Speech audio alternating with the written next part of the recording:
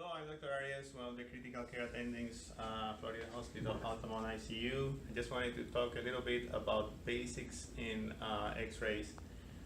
Some of you will find some patients that you don't have a physician right away, and you have an X-ray that you can actually look and maybe make some conclusions really quick just by looking at the X-ray.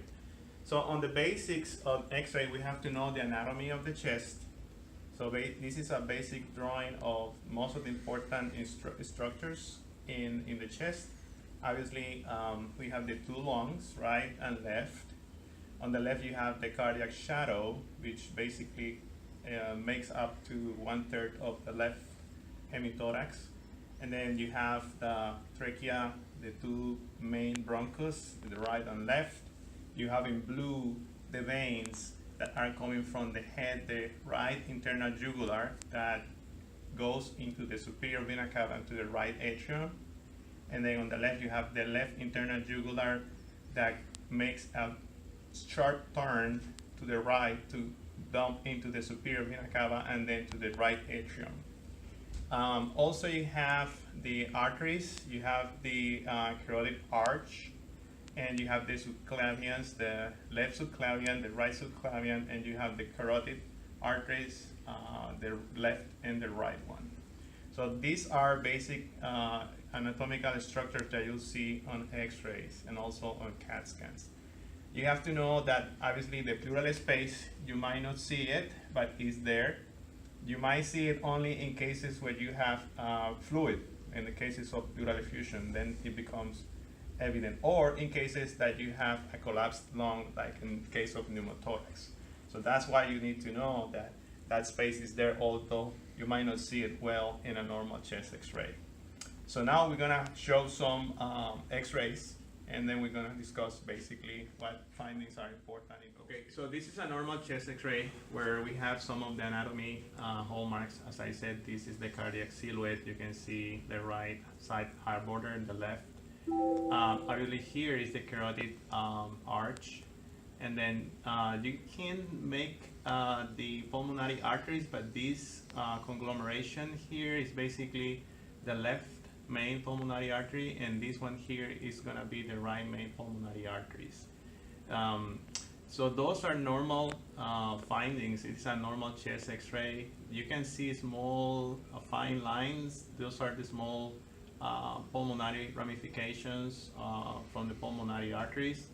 And then normally you see obviously the lung parenchyma. A normal lung should look like dark gray, which means there's enough air inside of the alveoli.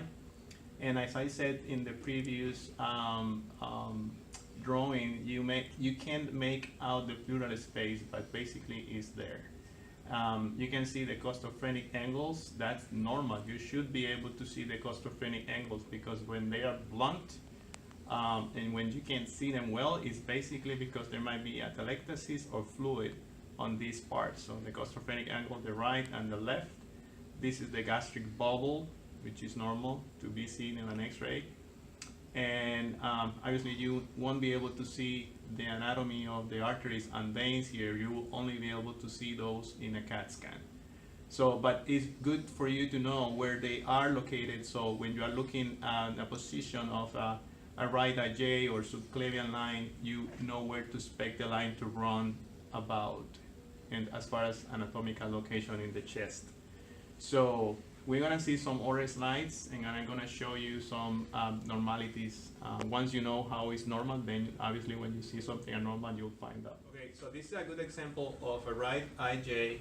Actually, you can track the line coming from the right IJ. It comes and dumps into the superior vena cava, which is this structure right here. Normally, you won't be able to see, but with the aid of the catheter, you can make out the superior vena cava. Also, I take advantage of this X-ray to note several things. There is an ET tube. You can see the line of the tube coming in. So this is an ET tube. I can say that the position seems to be a bit high, because normally you would expect the end of the ET tube to be a bit lower of the clavicle. So this is the sternum. These are the two clavicles. So you expect to see the tip of the ET tube probably closer to here, a little bit lower than the clavicles. So this might be high. And I say it seems because sometimes depends on where and when the x-ray and how the x-ray was taken, depending on positioning of the patient. Also, I want to note that you, in this x-ray, you won't see much of the lines that you saw on the previous slide. This is kind of a blurry x-ray, and that tells you that there might be something that is inside of the alveoli, something that could be fluid, or could be blood, or could be pus. So those are the three things you'll find that will make your lungs opaque on the x-ray. Also, you notice that you won't be able to see or to make the schizophrenic angles, so that tells you that likely there is some fluid accumulated on this x-ray. Okay, so this is an example of a pneumothorax. As you can see, this is not the normal gray appearance of the lung. This is completely dark, and dark means air. So you can see a line, you can see this line here, that's the lung that is completely collapsed on the right side. So when you see something like this color, this tone on an x-ray, it means that there is air, no matter if it is just a small amount here or this much, which is the total collapse of the right lung. So that's a pneumothorax. Great. Now we have an x-ray here that shows what we call a meniscus sign. In this x-ray, you won't be able to see the left schizophrenic angle.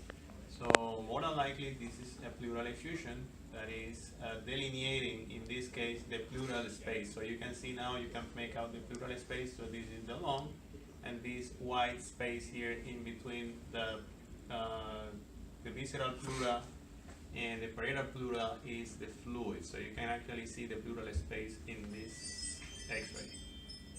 So that's all for now, and we'll see if more cases come, then we can discuss. Thank you.